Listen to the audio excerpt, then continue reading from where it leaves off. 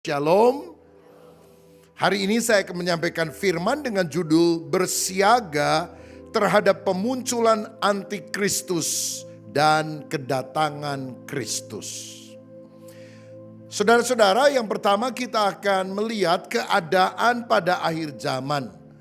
Kalau dalam Matius 24 ayat 6 sampai 8 kita melihat nubuatan, ramalan dalam Alkitab tentang apa yang akan terjadi. Dikatakan begini, kamu akan mendengar deru perang atau kabar-kabar tentang perang, namun berawas-awaslah, jangan kamu gelisah, sebab semuanya itu harus terjadi, tetapi itu belum kesudahannya. Sebab bangsa akan bangkit melawan bangsa dan kerajaan melawan kerajaan, akan ada kelaparan dan gempa bumi di berbagai tempat. Akan tetapi semuanya itu barulah permulaan penderitaan menjelang zaman baru. Alkitab menubuatkan pada akhir zaman akan ada ketegangan global, peperangan di mana-mana. Rusia dan Ukraina, Hamas Palestina dengan Israel, dengan Iran, dengan Houthi, Yaman dan sebagainya. Bahkan kerusuhan pun terjadi di berbagai tempat. Selain itu kekacauan alam makin sering terjadi. Bencana gempa bumi baru saja melanda Myanmar, menewaskan ribuan orang, banyak orang luka-luka, getarannya sampai ke Bangkok dan ada bangunan yang ambruk, saudara. Banjir terjadi bahkan di Indonesia, di beberapa tempat, badai dan kemudian puting beliung makin lama makin sering terjadi di mana-mana.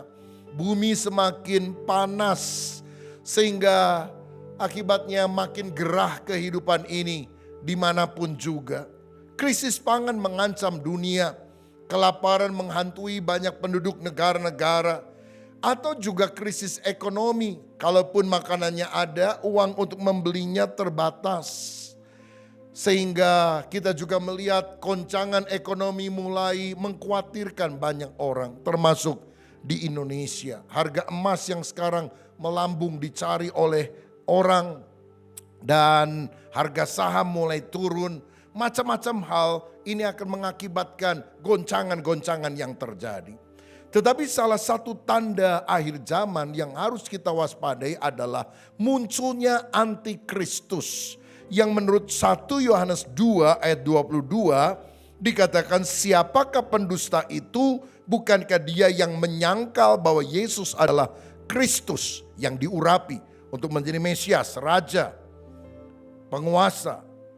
Dia adalah antikristus, yaitu dia yang menyangkal baik Bapa maupun Anak. Saudara, bahkan di Indonesia juga banyak yang tidak percaya kepada Allah Bapa dan Putra Yesus Kristus. Ada roh antikris di belakang semuanya. Ayat 18, anak-anakku, waktu ini adalah waktu terakhir, dan seperti yang telah kamu dengar, seorang antikristus akan datang. Ini bentuk tunggal, singular. Sekarang telah bangkit banyak antikristus, plural, jamak. Itulah tandanya bahwa waktu ini benar-benar adalah waktu yang terakhir. Saudara, apakah antikristus itu pribadi, tunggal, atau kan sistem kejahatan yang sifatnya jamak? Rupanya saudara, sistem kejahatan itu sudah terjadi sejak berabad-abad. Itulah yang disebut sebagai roh antikristus. Banyak antikristus, tetapi itu akan memuncak di akhir zaman. Akan muncul satu pribadi yang sungguh-sungguh dikuasai oleh iblis, dan dia akan memimpin sebuah sistem kejahatan yang terstruktur di seluruh dunia. Wahyu 13 menyebutkan bahwa dia adalah binatang, the beast. Ini bicara soal pribadi yang akan kerjasama dengan nabi palsu. Tampaknya sistem agamawi, religius, tentu ada pemimpinnya. Dan juga bubble kalau menurut kitab Wahyu. Ini simbol daripada sistem ekonomi, sistem politik dunia yang berusaha mengontrol semua manusia dengan one world government, one world religion. Roh antikris itu sudah ada sejak dulu. Ini adalah prinsip kejahatan yang mendahului dan mempersiapkan kedatangan seorang antikristus. 1 Yohanes 4 ayat 3. Dan setiap roh yang tidak mengaku Yesus tidak berasal dari Allah. Roh itu adalah roh antikristus. Dan tentang dia telah kamu dengar bahwa ia akan datang. Dan sekarang ini ia sudah ada di dalam dunia. Siapa yang sudah ada di dunia? Sistem kejahatan, roh antikristus. Yaitu antikristus di sepanjang abad yang menentang Kristus dan ajarannya. Tapi nanti akan memuncak pada satu orang pribadi antikristus itu. Nah, kalau kita baca 2 Tesalonika 2, kita melihat di sana ada ciri-ciri dari antikris. Dikatakan ayat 3, janganlah kamu memberi dirimu disesatkan orang dengan cara yang bagaimanapun juga, sebab sebelum hari itu haruslah datang dahulu murtad, dan haruslah dinyatakan dahulu siapa? Manusia durhaka yang harus binasa. Jadi antikris itu menurut Alkitab disebut manusia durhaka. Ayat 4, ini cirinya. Yaitu lawan itu anti, yang meninggikan diri di atas segala yang disebut atau yang disembah sebagai Allah. Bahkan ia duduk di mana? Bait Allah dan mau menyatakan dirinya sebagai Allah. Dari ayat ini ada pemahaman bahwa bait Allah yang pernah dibangun pada zaman Salomo, kemudian dihancurkan pada zaman Nebukadnezar, dibangun lagi setelah orang Israel kembali dari pembuangan dan diperbesar oleh Herodes, lalu dihancurkan lagi pada tahun 70 oleh Jenderal Titus dari Roma. Sejak itu menjadi tanah kosong, tak berpenghuni. Ketika kekhalifahan Islam datang, mereka mendirikan masjid. Namanya Dome of the Rock. Masjid kubah batu, karena di dalam kubah, di bawah kubah emas itu ada batu besar yang diyakini Abraham atau Ibrahim mempersembahkan anaknya. Nah saudara-saudara, kalau bait Allah itu harus dibangun lagi di tempat masjid, apa enggak terjadi perang dunia ketiga? Sehingga sebagian berpikir mungkin tidak pas di tengah tapi akan bergeser sehingga berdampingan. Kita tidak tahu, tapi menurut Alkitab bait Allahnya mesti ada dulu karena si antikristus itu akan duduk di sana dan minta disembah sebagai Allah. Saudara-saudara, dia akan muncul dengan kuasa iblis disertai mujizat-mujizat palsu. Jadi antikristus itu selalu bertentangan dengan Kristus. Kita tahu ketritunggalan ilahi, Bapa, Anak, Roh Kudus. Satu hakikatnya tapi tiga pribadinya. Bapa, Anak, Roh Kudus. Antikris itu mau niru-niru walaupun gak bisa, saudara. Dengan apa? Iblis, antikristus, nabi palsu. Ini ketritunggalan kejahatan. Ya, setan itu gak punya ide baru selain nyontek, saudara-saudara. Bapa, Anak, Roh Kudus coba ditentang oleh iblis, antikristus, dan nabi palsu. Dia akan menipu orang yang tidak beriman yang akan disesatkan. Tapi ayat 8 mencatat hal ini.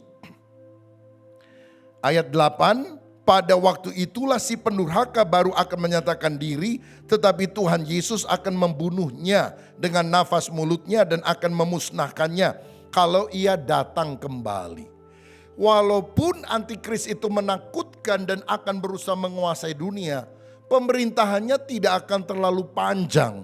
Karena Kristus akan datang dan menghancurkan si antikristus itu.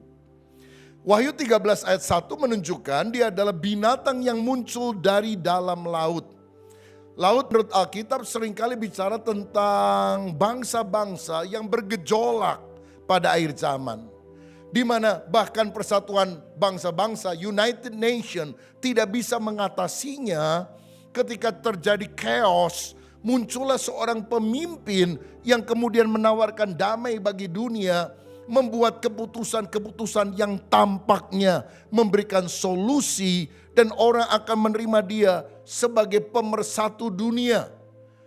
Itulah sebetulnya si antikristus yang muncul di tengah lautan gelora dunia. Dan dikatakan dia punya 7 kepala dan 10 tanduk. Ini melambangkan kekuatan politik dan agama. Kita tahu kitab Wahyu penuh dengan simbol-simbol yang kadang-kadang agak sulit mengartikan atau membuat penafsiran yang beragam. Tetapi dari ayat ini ada yang menduga bahwa Antikris itu akan menjadi pemimpin dari 10 negara yang bergabung menjadi satu. Tampaknya Eropa. Karena zaman dulu Roma itu pernah menjadi penguasa Eropa dan akan bangkit 10 federasi negara-negara di bekas daerah teritorial atau jajahan Roma yang tampaknya akan muncul kembali. Apakah memang seperti itu? Kita tunggu tanggal mainnya. Nah, menurut ayat 2 dia akan punya kuasa naga, maksudnya kuasa iblis, powernya diberikan melalui antikris ini. Ayat 7 dia akan mengalahkan orang kudus dan menguasai dunia. Jadi nanti kita akan lihat bahwa orang-orang kudus yang sungguh-sungguh lahir baru itu akan diangkat lebih dulu ke angkasa, ke awan-awan. Yang tersisa masih mungkin bisa selamat kalau mereka mempertahankan iman sampai mempertaruhkan nyawa. Karena antikris dikatakan akan mengalahkan orang-orang kudus. Jadi misalnya ada keluarga, suami istri, orang tua anak datang ke gereja. Istrinya cinta Tuhan, anak-anaknya percaya Yesus. Pada waktu pengangkatan, mereka hilang dalam sekejap mata. Suaminya ketinggalan. Lalu suaminya pikir, aduh saya waktu itu juga datang ke gereja di Hyper Square. Dengar khotbah pendeta soal akhir zaman sambil ngantuk-ngantuk. Dan saya kurang paham, ternyata benar loh, istri saya diangkat, anak diangkat, saya ketinggalan. Waduh, saya nggak mau nanti terpisah, mereka di sorga, saya di neraka. Dia tetap mempertahankan iman sampai mati. Mungkin masih ada keselamatan. Tapi masalahnya zaman sekarang yang enak aja. Susah, sungguh-sungguh percaya Yesus, susah bertobat, apalagi nanti saudara-saudara. Karena ayat 8 berkata si antikristus ini minta disembah sebagai Allah. Dan ayat 16-18 menunjukkan dia akan memberi tanda 666 untuk orang bisa berjual beli, berdagang. 6 itu tanda manusia, karena manusia diciptakan pada hari ke-6. Sedangkan 7 adalah angka ilahi. Di dalam Alkitab, kitab Wahyu, angka yang paling sering muncul bukan 666, tapi 777. 7 sangkakala, 7 materai, 7 cawan, 7 jemaat, 7 roh Allah, 777. Allah memegang pemerintahan atas dunia ini. Lalu 666 itu lambang manusia yang berusaha jadi 7, jadi Allah. Mana bisa manusia jadi Allah? Kalau Allah jadi manusia, ada namanya Yesus. Kalau manusia jadi Allah, nggak ada. Dia kan selalu ingin meniru Kristus. Allah yang jadi manusia, ini manusia ingin jadi Allah. Tapi tidak akan berhasil. 6, 6, 6. Diulang sampai 3 kali. Manusia ingin jadi Allah. Gagal, gagal, gagal. Karena Allah tetap penguasa tertinggi atas alam semesta. Untuk sementara tampaknya dia punya kuasa untuk menaklukkan bangsa-bangsa. Tapi pemerintahannya tidak akan panjang. Karena Tuhan segera datang dan menghancurkan pemerintahan antikris. Masalahnya sekarang antikris itu masih belum bisa muncul. Kenapa antikris masih belum bisa muncul hari-hari ini? Jawabannya 2 Tesalonika pasal 2 ayat 6-8. Saya bacakan. Dan sekarang kamu tahu apa yang menahan dia, sehingga dia baru akan menyatakan diri pada waktu yang telah ditentukan baginya. Sekarang masih ada yang menahan. Karena secara rahasia kedurhakaan telah mulai bekerja. Jadi sistem jalan mempersiapkan antikris muncul itu sudah ada sekarang. Tetapi sekarang masih ada yang menahan. Kalau yang menahannya itu telah disingkirkan, pada waktu itulah si pendurhaka baru akan menyatakan diri. Nah, jadi kenapa antikris masih belum bisa menampakkan diri? Karena masih ada yang menahan. Yang menahan itu siapa? Garam dunia dan terang dunia. Karena garam salah satu fungsinya mencegah pembusukan. Ikan misalnya supaya lebih awet dikasih garam, saudara-saudara. Lalu terang itu mencegah kegelapan menjadi klimaks. Selama saya dan saudara sungguh-sungguh percaya Yesus masih ada di dalam dunia, antikris tidak bisa, kegelapan tidak bisa memunculkan klimaks kejahatan. Kalau terang dan garam dunia sudah disingkirkan, sudah diangkat, pada waktu itulah antikris baru bisa menyatakan diri. Makanya kita harus hidup sungguh-sungguh, sebab kalau garam itu sudah menjadi tawar, tidak ada yang bisa mengasinkan lagi. Artinya kalau kita cuma jadi Kristen KTP, Kristen tanpa pertobatan percuma. Nanti waktu Yesus datang KTP-nya yang diangkat masuk sorga, orangnya mah kagak, saudara-saudara. Makanya kita harus menjadi orang yang menahan kekuatan kejahatan antikris sehingga tidak bisa mencapai klimaksnya. Maka waspadalah terhadap penyesatan, uji setiap roh. Enggak semua mujizat berasal dari Tuhan. Enggak semua orang yang berkata Tuhan, Tuhan itu mengajarkan ajaran yang lurus. Dicek apakah sesuai dengan firman atau tidak. Pertanyaannya, antikristus itu siapa? Sudah banyak spekulasi yang muncul. Salah satunya Kaisar Nero yang membantai begitu banyak orang Kristen termasuk Rasul Paulus. Termasuk dia tahun 64 Masehi membakar kota Roma, ingin menjadikan sebuah Roma dengan yang baru, dengan lebih bagus. Lalu yang disalahkan adalah orang Kristen, katanya orang Kristen yang membakar. Sehingga orang Kristen dianiaya luar biasa. Jadi kalau menurut huruf dan angka yang ada, Nero Kaisar itu 666. Memang dia adalah antikristus, tapi antikristus plural, banyak roh antikris yang memang menahan atau menentang Kristus. Tetapi belum pribadi nanti yang akan datang di akhir zaman. Ada seorang penguasa Yunani ketika memerintah namanya Antiochus Epiphanes keempat. Dia dianggap sebagai prototipe antikristus. Kenapa? Karena waktu dia menguasai Kanaan, Palestina atau Israel, dia masuk kota Yerusalem. Dan di sana kan ada mesbah korban bakaran, saudara, di Bait Suci sebelum dihancurkan oleh Titus tahun 70. Nah, Antiochus Epiphanes ini, saudara, kemudian mempersembahkan babi di atas mesbah, di mana biasanya domba yang tanpa cacat celah yang dikorbankan. Ini penghinaan luar biasa kepada orang-orang Yahudi, kepada hukum Taurat. Sehingga banyak orang Yahudi yang rela mati karena penghujatan itu, melawan Antiochus, dibantai mereka semuanya. Dan mereka selalu ingat peristiwa ini. Akan ada seorang antikristus yang masuk ke bait Allah dan dia akan minta disembah sebagai Allah. Jadi mestinya kan domba itu untuk persembahan bagi Yahweh, Allah yang disembah Abraham, Ishak dan Yakub. Tapi nanti akan ada korban asing.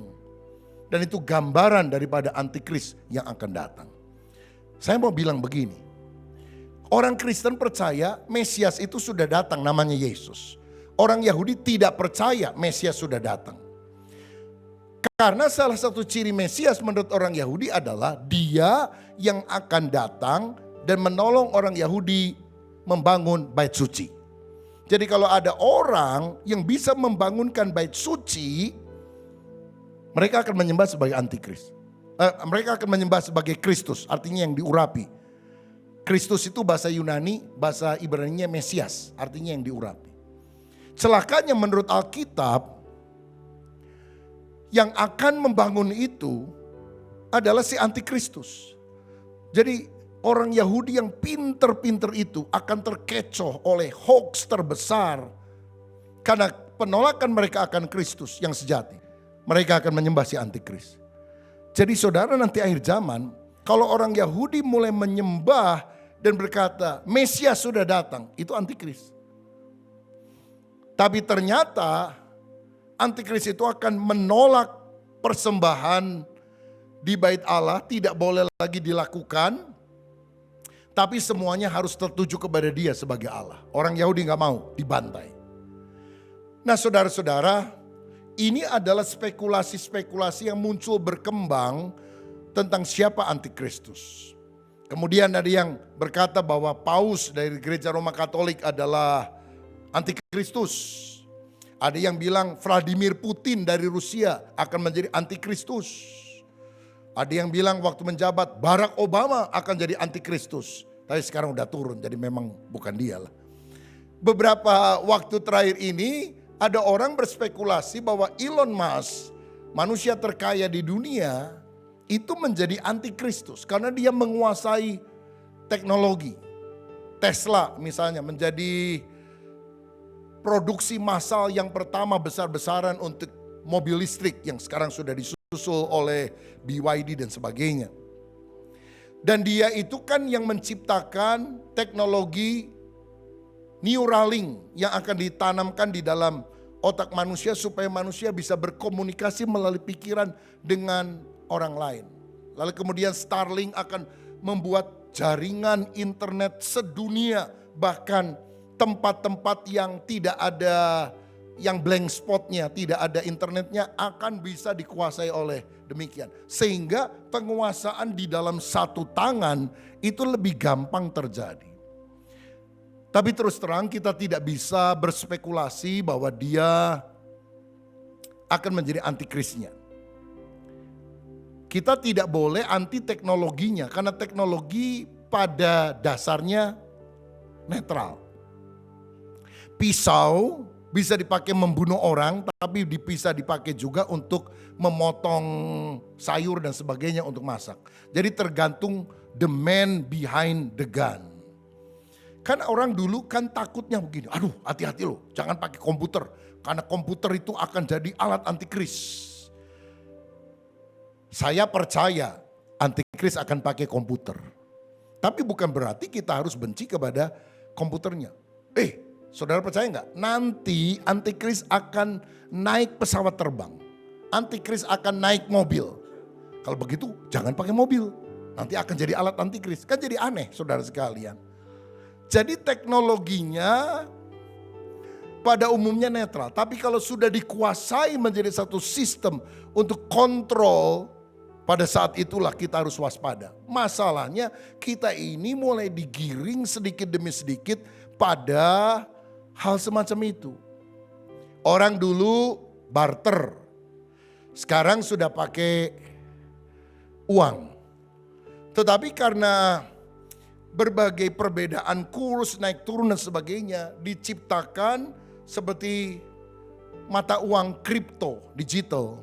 Nah ini kan sudah kelihatannya menyatukan mata uang apa saja bisa menjadi bentukan kripto. Ada negara yang lain yang sudah membentuk BRICS. Ya gabungan dari Brasil, Rusia, India, China, South Africa. BRICS. Indonesia masuk ke BRICS untuk menentang dominasi dolar. Itu sebabnya mungkin orang-orang Indonesia beberapa sudah dipulangkan dan akan ada kesulitan yang masuk ke Amerika. Mungkin karena kebijakan-kebijakan semacam itu. Tapi yang jelas saudara sekalian, teknologi digital ini akan lebih memudahkan kontrol di bawah satu tangan. Ada yang lain menyebut bahwa kemungkinan antikris adalah Jared Kushner. Siapa dia? Menantunya Donald Trump. Loh kenapa? Kok dia dituduh? Dia Yahudi asli, saudara. Dan pada waktu Trump memerintah pada periode yang pertama sebelum dia kemudian kalah oleh Joe Biden, ini kan yang kedua ya dia memerintah, maka dilakukan apa yang namanya perjanjian damai dengan beberapa negara-negara Timur Tengah, disebut sebagai Abraham Accord, perjanjian Abraham, karena mereka bilang bapak leluhur kita kan satu, Abraham atau Ibrahim. Dari sana muncul orang-orang beragama Yahudi, beragama Nasrani, beragama Islam. Ayo kita rukun lah. Maka dilakukan perjanjian damai. Uni Emirat Arab, Bahrain, dan beberapa negara yang lain sudah tanda tangan. Makanya ketika konflik di Timur Tengah, kenapa ada negara-negara yang gak bantuin negara-negara Arab yang lain? Karena mereka terikat oleh perjanjian tersebut. Dan arsitek yang sangat berjasa lah dalam perjanjian itu adalah Jared Kushner yang menjadi tangan kanan daripada Donald Trump untuk perjanjian tersebut. Dan tampaknya dalam periode kedua Trump ini dia akan melanjutkan hal tersebut. Dan saya dengar Indonesia menjadi negara kesekian belas untuk juga diharapkan melakukan perjanjian damai dengan Israel. Masalahnya dalam Daniel 9 ayat 27 ada firman yang berkata begini, akan muncul seorang raja yang membuat perjanjian yang menjadi berat bagi banyak orang selama 1 kali 7 masa. 7 tahun. Pada pertengahan 7 masa itu, 3,5 tahun, dia akan menghentikan korban sembelihan, korban santapan, dan di atas kekejian akan datang yang membinasakan. Nah berarti saudara-saudara pada paruh pertama ketika si antikris muncul, dia membawa bendera putih damai, kuda putih materai yang pertama. Dan dia membuat damai di dunia.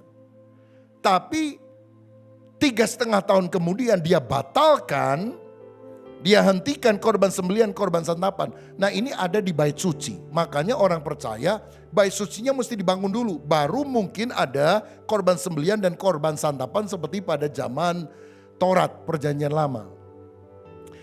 Nah jadi nanti akan ada perjanjian damai yang diingkari oleh raja ini. Lalu kemudian orang berpikir jangan-jangan Jared Kushner yang akan membuat perjanjian damai itu.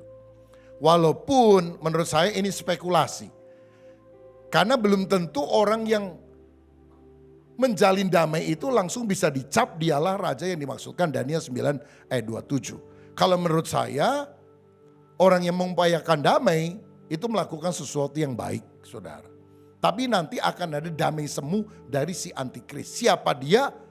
Sebaiknya kita tidak berspekulasi. Buat kita fokus kepada Kristus, melakukan penginjilan pelayanan lebih penting daripada menebak siapakah identitas antikristus. Amin saudara. Karena yang kita cari, yang kita tunggu bukan antikristus. Yang kita cari dan kita tunggu adalah Kristus itu sendiri. Nah, dalam Wahyu 13 ayat 8, ini ayat penting saya harap saudara perhatikan. Akan ada orang-orang yang menyembah antikristus. Dikatakan demikian, mari kita baca bersama dengan suara keras 2-3. Dan semua orang yang diam di atas bumi akan menyembahnya. Yaitu setiap orang yang namanya tidak tertulis sejak dunia dijadikan. Di dalam kitab kehidupan dari anak domba yang telah disembelih. Yesus bilang, berbahagialah kalau namamu tercatat dalam buku kehidupan di sorga. Siapa yang akan nyembah antikris? Menurut ayat ini jelas. Orang yang dari sejak dunia belum dijadikan tidak pernah tercatat dalam kitab kehidupan. Aduh kalau antikris datang saya nggak diangkat. Saya udah Kristen sih tapi mungkin kurang sungguh-sungguh ketinggalan. Waduh diancam bedil dan sebagainya, menyangkal Yesus. Apa saya akan menyangkal dia ya seperti Petrus? Apa saya akan kehilangan keselamatan dan sebagainya? Ayat tadi memberikan penguatan kepada kita. Coba dimunculkan ayatnya tadi. Bahwa orang yang akan menyembah antikris itu adalah orang yang namanya tidak tertulis dalam kitab kehidupan. Sejak kapan? Sejak dunia dijadikan.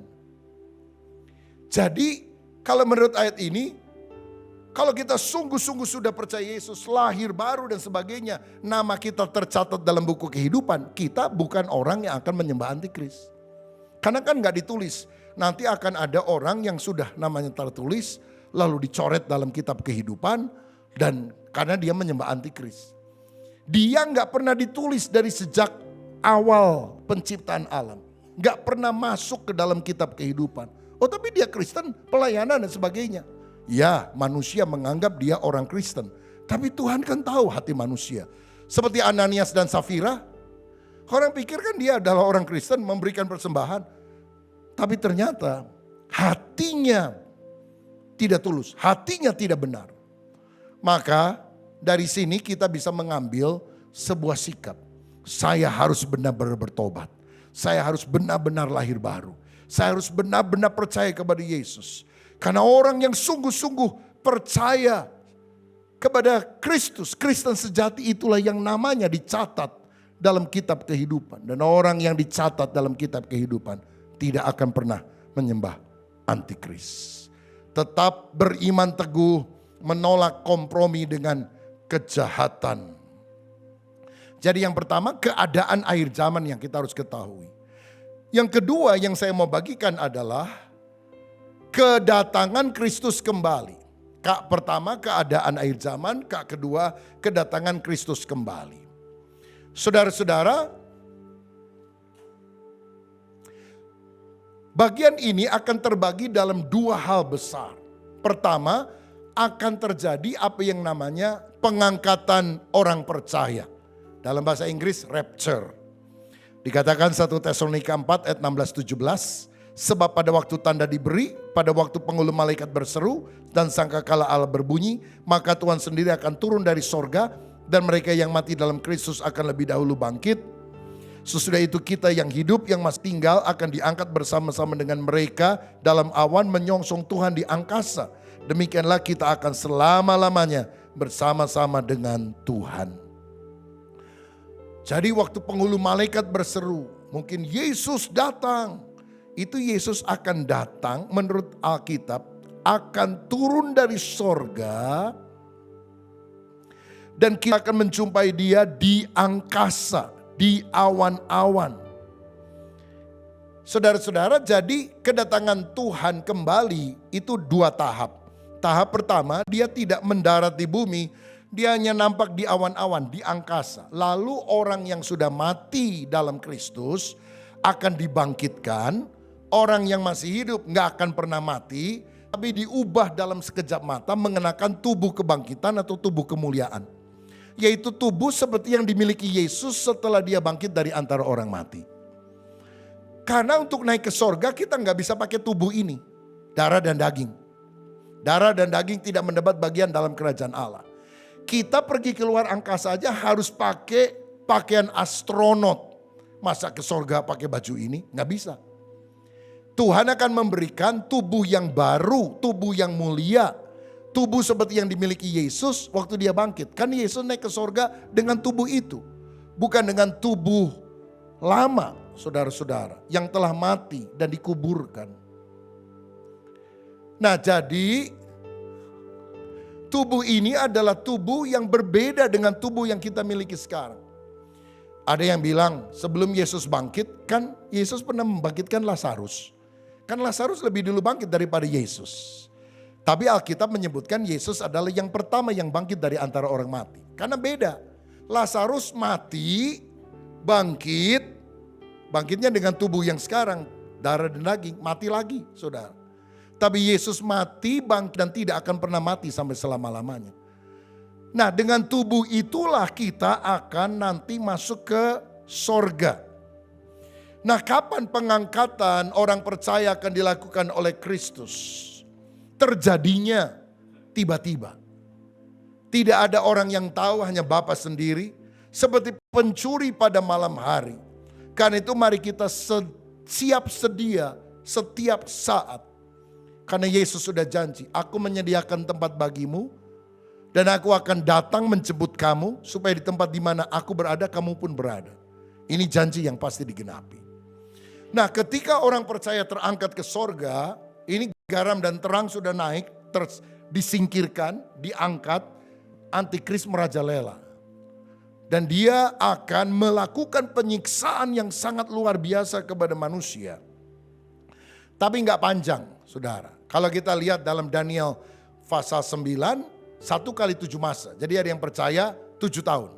Tapi ada yang percaya kitab Wahyu 3,5 tahun dia memerintah. Sehingga ada beberapa tafsiran. Ada yang percaya pengangkatan orang percaya terjadi sebelum masa 7 tahun antikris memerintah. Tapi ada yang bilang enggak. Masuk dulu di tengah 3,5 tahun baru diangkat. Yang pertama disebut pre-tribulation, sebelum tribulasi, sebelum penyiksaan. Kemudian mid-tribulation, di tengah kesengsaraan. Ada yang percaya post tribulation. Setelah penyiksaan antikris baru Yesus datang. Jadi tidak ada 2 tahap, hanya 1 tahap. Nah, buat kita yang penting mau di awal, di tengah, di akhir, yang penting diangkat, saudara sekalian. Kelihatannya Alkitab tidak menunjukkan secara terang benderang datangnya di awal, di tengah, atau di akhir. Karena banyak ayat-ayat yang tampaknya mendukung 3 hal tersebut sehingga 3 penafsiran bisa muncul. Yang jelas Tuhan bilang berjaga-jaga. Sehingga kapan saja dia datang kita siap sedia. Lalu Kristus akan menjejakkan kaki di bumi. Menurut Zakaria 14 ayat 4, dia mendaratnya di Bukit Zaitun di Yerusalem. Bukan di Gunung Merapi, Gunung Galunggung dan sebagainya. Dan dia akan mengalahkan si antikris, mencampakkannya ke Gehenna, lautan api, neraka. Lalu dia akan mendirikan kerajaan 1000 tahun di bumi ini. Pusatnya Yerusalem yang ada di Israel, Palestina. Damai sejahtera di bumi. Dan kemudian Tuhan akan menciptakan langit yang baru dan bumi yang baru. Karena langit lama dan bumi lama ini akan berlalu. Dan kerajaan 1000 tahun itu akan dilanjutkan dengan kerajaan kekal sampai selama-lamanya. Nah, saudara-saudara, saya hanya bisa memberikan penjelasan secara ringkas hari ini. Kalau saudara ingin mendalami lebih jauh, bersyukur sekarang kita punya sosmed seperti YouTube ya.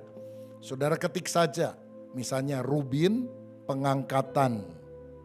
Begitu, nanti saudara lihat lalu dengerin khotbah itu. Kalau saudara mau dengar yang lain, Rubin kerajaan 1000 tahun. Rasanya ada 2 seri yang saya khotbah tentang hal itu. Ada Rubin langit baru dan bumi baru. Atau ada tema-tema yang lain juga yang saya pernah bicara. Nanti saudara dalami lebih jauh. Karena saya memberikan gambaran globalnya.